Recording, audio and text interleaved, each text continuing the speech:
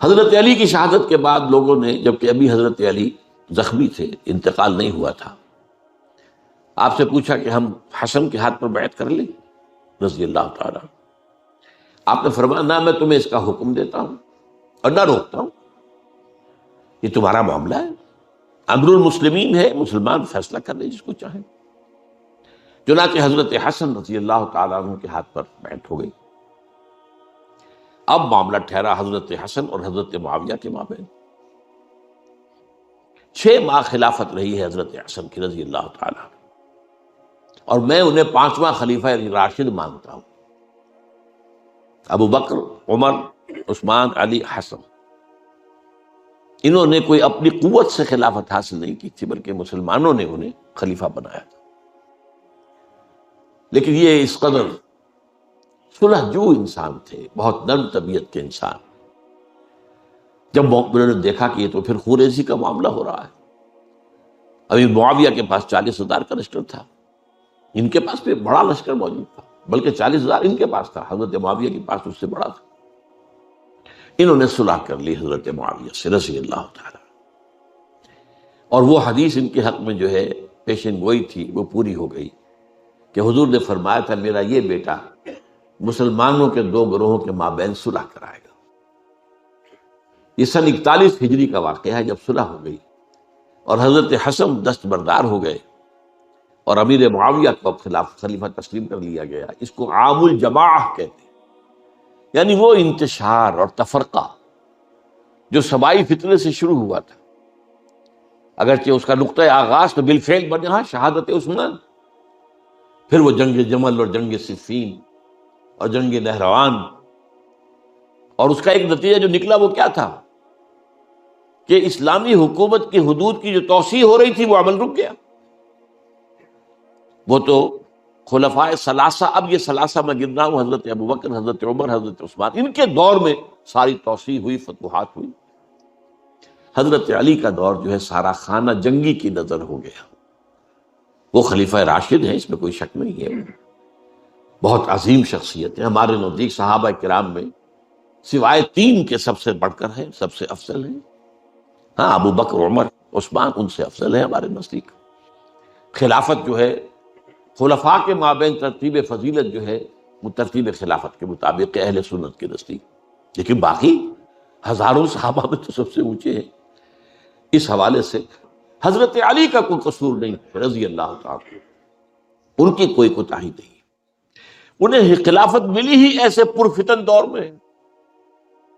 اگر کہنا جو ہے اگرچہ روکا گیا ہے کہ یہ کلمہ لو مت استعمال کیا کرو، اگر یوں ہوتا تو یوں ہو جاتا، لیکن یہ کہ بہرحال ہمارا سوچنے کا ایک انداز ہے. اگر حضرت علی کو اول دور میں خلافت ملی ہوتی تو ان کے کچھ اور نتائج اور ہوتے. اب یہ پرفتن دور کے اندر خلافت ملی، خانہ جنگی ہو رہی ہے، اور جو حالات میں نے آپ کو بتائے ہیں، ظاہر بات ہے کہ وہ دور جتنا نہ ذرائع آمد و رفت ایسے تھے، نہ ذرائع مواصلات ایسے تھے، نہ کمیونیکیشنز ایسی تھیں. وہ تو یوں سمجھیے کہ دارالخلافہ کے اندر کے حالات جو ہیں بس وہیں پر فیصلہ ہو رہا تھا. یا پہلے مدینے میں ہوا، حضرت عثمان شہید ہوئے، اور یا پھر کوفے میں ہو گئے. وہ تو اصل جو بھی طاقت اس مرکز کے اندر جس کے پاس طاقت تھی اسی نے جو بھی اپنا فیصلہ ہے وہ منگوا لیا.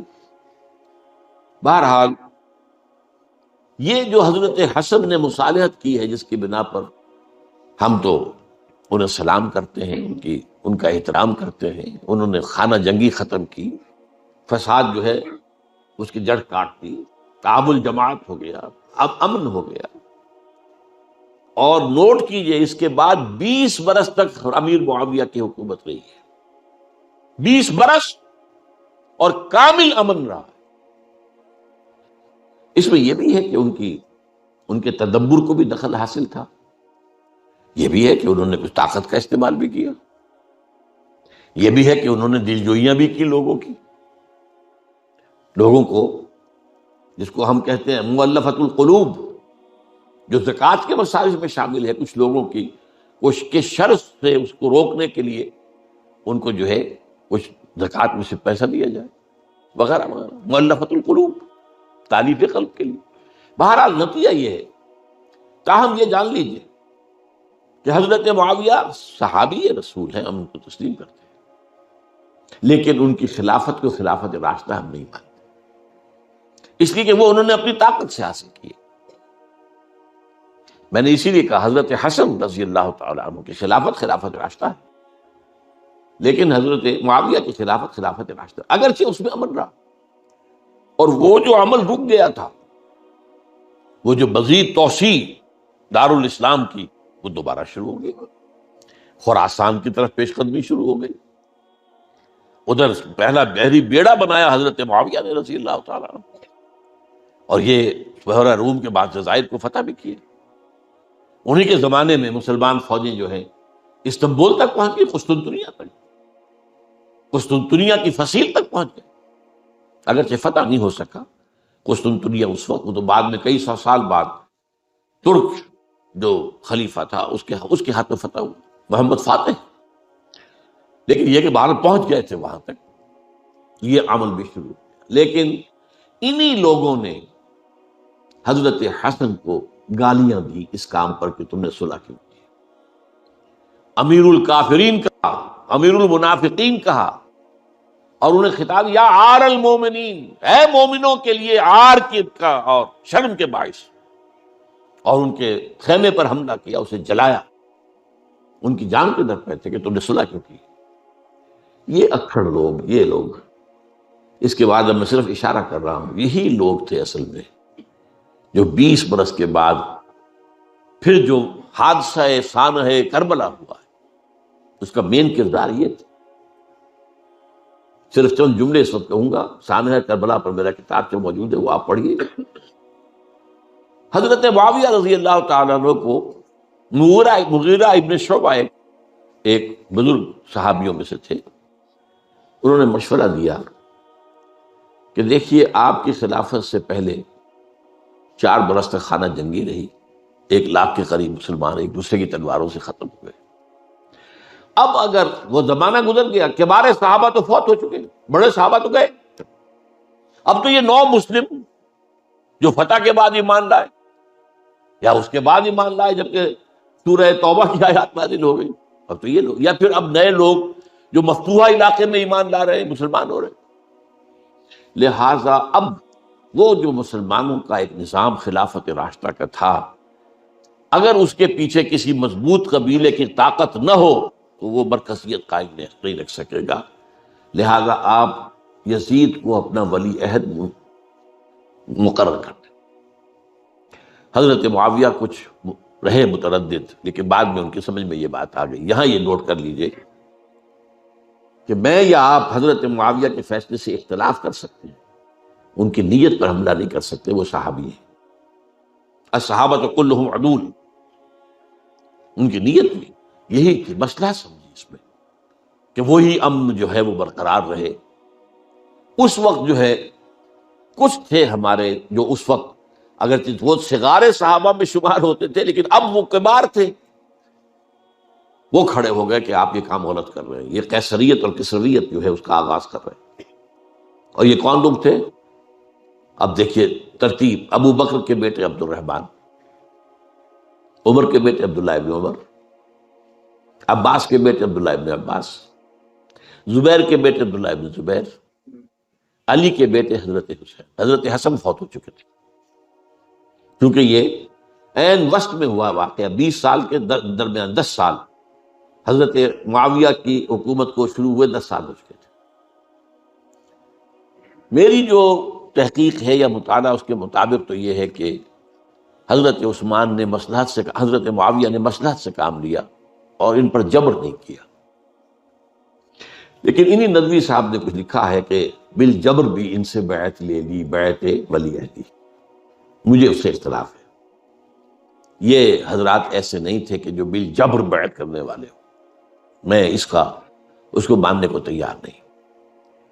بہرحال یہ حضرت، میرے نزدیک حضرت معاویہ نے جبر نہیں کیا، زبردستی نہیں کی، لیکن جب حضرت معاویہ کا انتقال ہو گیا، اب جو ہے معاملہ یہ پیدا ہو گیا کہ اب بیعت کریں نہ کریں تو پھر جو ہے باغی شمار ہوگی۔ عبد الرحمن ابن ابو بکر رضی اللہ تعالی عنہ وہ فوت ہو چکے تھے، اب 4 رہ گئے تھے، عبداللہ ابن عمر، عبداللہ ابن عباس، یہ دونوں تھے جو عمر میں بڑے تھے، عبداللہ ابن زبیر اور حسین ابن علی رضی اللہ تعالیٰ عنہ۔ ان چاروں نے کہا کہ کام غلط ہوا ہے یہ، لیکن اس کے بعد ایک تفریق ہو گئی۔ یہ جو دونوں بزرگ تر تھے، حضرت عبداللہ ابن عمر، عبداللہ ابن عباس، ان دونوں نے کہا کام تو غلط ہے لیکن ایسا نہیں ہے جس کی بنا پر خونریزی کرائی جائے، مسلمانوں کا خون بہے، بغاوت کی جائے، ایسے مطلب یہ کہ اس کے اندر مصلحت کا تقاضا یہ ہے کہ اس وقت جو ہے اس کو تسلیم کر دیا جائے۔ لیکن یہ جو دو نوجوان تھے، ان کے اندر، نوجوان نہیں کہ وہ جوان تھے ماشاءاللہ، یہ کہ جوش زیادہ تھا، یہ اڑ گئے کہ نہیں، ہم اس غلطی کو اب نہیں چلنے دیں گے۔ حضرت عبداللہ ابن زبیر اور حسین ابن علی رضی اللہ تعالیٰ عنہ۔ اب دیکھیے اصل فیصلہ کن بات کیا ہوئی، ان دونوں حضرات میں ایک اختلاف ہو گیا۔ حضرت عبداللہ ابن زبیر کا کہنا یہ تھا کہ یہی مقیم رہیے مکے میں، اور یہیں سے جو ریزسٹنس موومنٹ ہے وہ شروع کی جائے بنو امیہ کی حکومت کے خلاف۔ ادھر سے کوفیوں کے خطوط چلے آ رہے تھے حضرت حسین رضی اللہ تعالیٰ عنہ، آپ آئیے، ہم آپ سے بیعت کریں گے۔ حضرت حسین نے اپنے بھائی، چچا داد بھائی مسلم بن عقیل کو بھیجا، ان کے ہاتھ پر 10-12 ہزار کوفیوں نے بیعت کر لی حضرت حسین کے لیے، اور ان کے خطوط کے جو ہے وہ تو پورے کے پورے تھیلے تھے حضرت حسین کے پاس۔ اس سے پھر حضرت حسین نے سفر کیا۔ ادھر یہ ہوا کہ یزید کی طرف سے عبید اللہ ابن زیاد جو ہے گورنر بن کر آیا، اس نے جو تشدد کیا کوفیوں پر، سب نے بیعت توڑ دی، اور حضرت مسلم بن عقیل جو ہے ان کو شہید کر دیا۔ یہ خبر پہنچی ہے حضرت حسین کو، آپ ابھی درمیان میں تھے سفر کے، آپ نے مناسب سمجھا کہ میں واپس لوٹ جاؤں، لیکن حضرت مسلم بن عقیل کے بیٹے کھڑے ہو گئے کہ اب ہم قصاص لیے، ہمارا باپ شہید کیا گیا، قصاص لیے بغیر تو نہیں جائیں گے۔ اب یہ مروت کے خلاف تھا حضرت حسین کی کہ وہ ان کو چھوڑ دیتے۔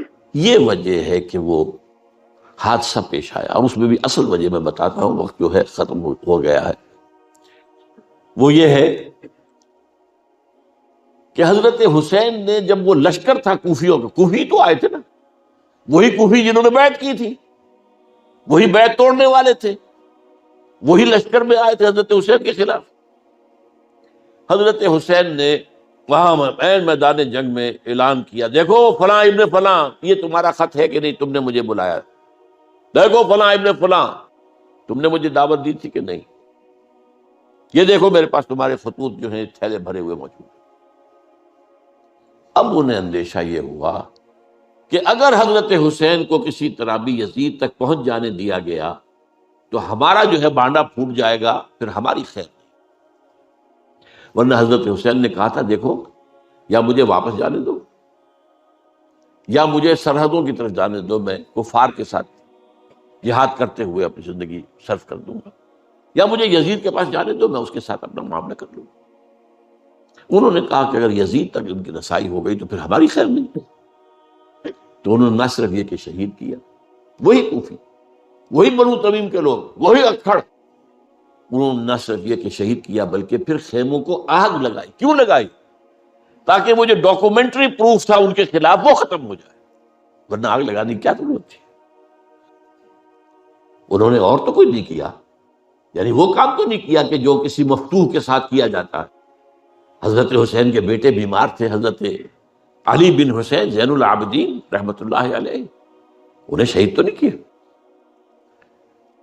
جو خواتین تھیں جو ان کی کوئی بے حرمتی نہیں کی۔